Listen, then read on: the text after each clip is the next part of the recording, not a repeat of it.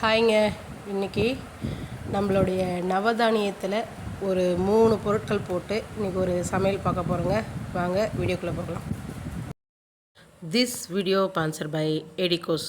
எடிகோஸ் நம்மளுடைய திறமையை வளர்த்துக்க பயன்படுது. லிங்க்கை டிஸ்கிரிப்ஷன் பாக்ஸில் போட்டு வைக்கிறேன், பார்த்து தெரிஞ்சுக்குங்க. The struggle to find courses that truly speak your language, it's finally over. Welcome to EduQuest, where learning is made just for you. At EduQuest, we bring you a wide range of online courses, from career building programs to skill boosting masterclasses, all in your regional language. Because we believe language should never be a barrier to success. Our courses are tailor made after understanding what today's learners really need. So why wait? Start learning the smarter, simpler way only with EduQuest. Visit eduquest.courses and explore your next course today. And hey, don't miss out on our exciting offers and promotions. ஹாய்ங்க. இன்றைக்கி செய்கிற சமையலுக்கான வெங்காயமும் தக்காளியும் எடுத்து வச்சுருக்கோம், பூண்டு எடுத்து வச்சுருக்கோம், கருவேப்பிலை கொஞ்சம் தேவையான அளவுக்கு எடுத்து வச்சுருக்கோம். வாங்க என்ன சமைக்கணுன்றதை பார்ப்போம்.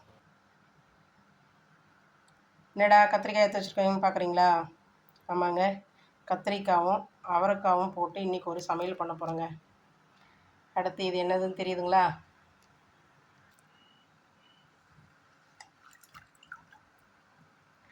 பாருங்கள், மொச்சக்கொட்டையும் அதுக்கப்புறமா கொண்டக்கடலை கருப்பும் வெள்ளையும் ஊற வச்சுருக்கேன். ஓகேங்களா?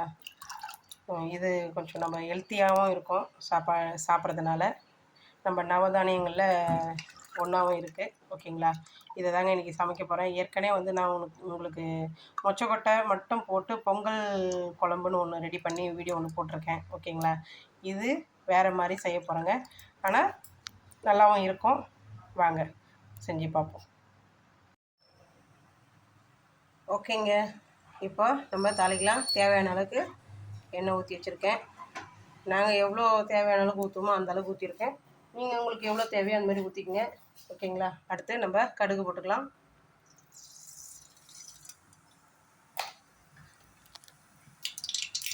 ஓகேங்க, கடுகு பொரிஞ்சிருச்சு.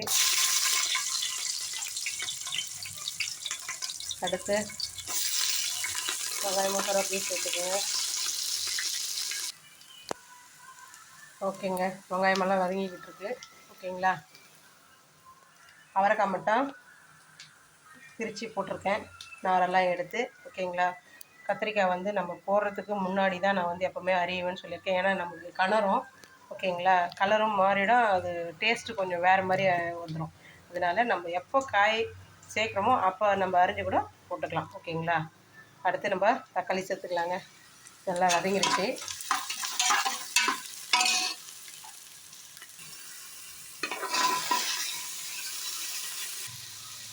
அடுத்து என்ன சேர்க்கணும்? கொஞ்சம் போல் கல்லுப்பு சேர்த்துக்கிறேன். ஏன்னா இப்போ போட்டுறேன், அப்போ தேவைன்னா கூட போட்டுக்கலாம். நமக்கு வெங்காயம் தக்காளியும் சீக்கிரமாக வரும். ஓகேங்களா? இந்த குழம்புக்கு ஒரு சின்ன நெல்லிக்காய் சைஸுங்க புளி ஊற வச்சுருக்கேன். ஓகேங்களா? இது நம்ம விசில் பிறகு அதுக்கப்புறமா கடைசியாக நம்ம ஊற்றிக்கலாம். ஏன்னா ஒரு 4 விசில் அதுக்கப்புறமா கூட கொஞ்சம் நேரம் புளி ஊற்றி கொதிக்க வைக்கலாம். ஓகேங்களா? ஏன்னா நம்ம இதை தனியாக வேக வச்சுட்டு தாளிக்கிறத விட இதோடு சேர்த்து காய்ங்க எல்லாத்தையும் வெட்டி அதுக்கப்புறமா வேக வச்சு செய்கிறது அது ஒரு டேஸ்ட் கொடுக்கும். தனியாக இதை மட்டும் வேக வச்சுட்டு அதுக்கப்புறமா தாளிச்சோம்னா அது ஒரு விதமான டேஸ்ட் கொடுக்கும். ஓகேங்களா? நான் எல்லாத்தையும் ஒன்றா தான் போட்டு தாளிக்க போகிறேன். ஓகேங்களா? ஏன்னா நமக்கு வேலையும் மிச்சம், கேஸும் கொஞ்சம் மிச்சம் பிடிக்கும். ஓகேங்க, இதே மாதிரி நீங்களும் ட்ரை பண்ணி பாருங்கள்.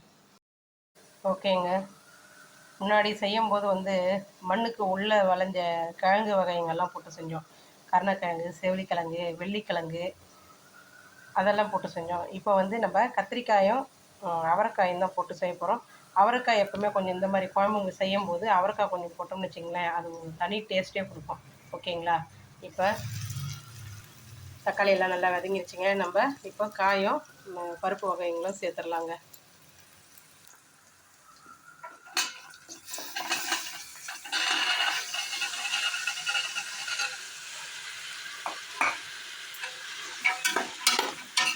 ஓகேங்களா? நல்லா எண்ணெயில் வதங்கட்டுன்னு ஒரு 5 நிமிஷம் நல்லா வதங்க விடுங்க. அதுக்கப்புறமா மசாலாலாம் சேர்த்துக்கலாம்.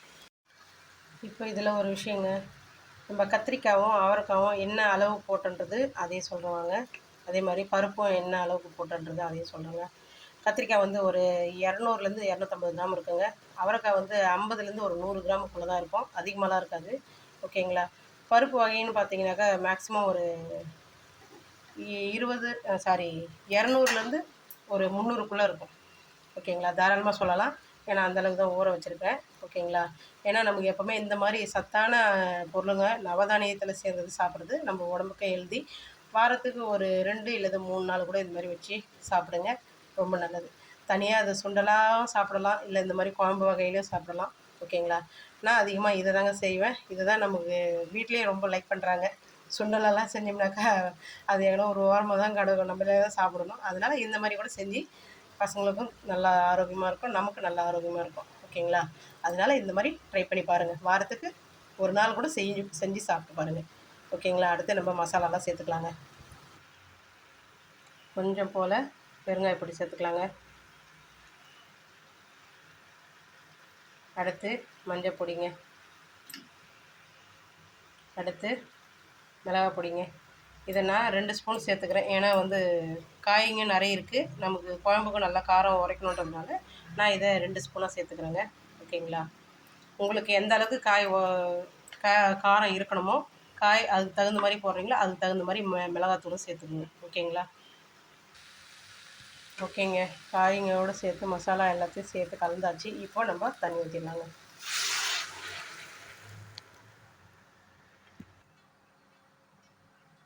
ஓகேங்க.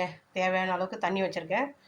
கரெக்டாக ஒரு 4 விசில் வைங்க. ஓகேங்களா. விசில் வந்து முடிஞ்ச பிறகு கேஸ் எல்லாம் போனதுக்கப்புறமா நம்ம புளியை கரைச்சி ஊற்றிட்டு அதுக்கப்புறமா ஒரு 5 நிமிஷம் அப்படியே கொஞ்சம் கொதிக்க வைங்க. ஓகேங்களா. அவ்வளோதாங்க குழம்பு. பார்ப்போம் கடைசி எப்படி இருக்குன்னு. ஓகேங்க. ஃபைனலாக 4 விசில் விட்டு புளி ஊற்றி கொதிக்க வச்சாச்சு. ஓகேங்களா. நீங்களும் இதே மாதிரி ட்ரை பண்ணி பாருங்கள். ட்ரை பண்ணி பார்த்துட்டு நல்லா இருந்ததுன்னா கமெண்ட் பண்ணுங்கள், நல்லா இல்லைனாலும் கமெண்ட் பண்ணுங்கள், செஞ்சு பாருங்கள். ஓகே ஃப்ரெண்ட்ஸ், நெக்ஸ்ட் வீடியோவில் பார்ப்போம். என்னோடய வீடியோ பிடிச்சிருந்தா லைக் பண்ணுங்கள், ஷேர் பண்ணுங்கள், கமெண்ட் பண்ணுங்கள். மறக்காமல் என்னோடய சேனலை சப்ஸ்கிரைப் பண்ணுங்கள். பெல் ஐக்கானை தட்டிட்டு போயிடுங்க. ஓகே, பாய் பாய்.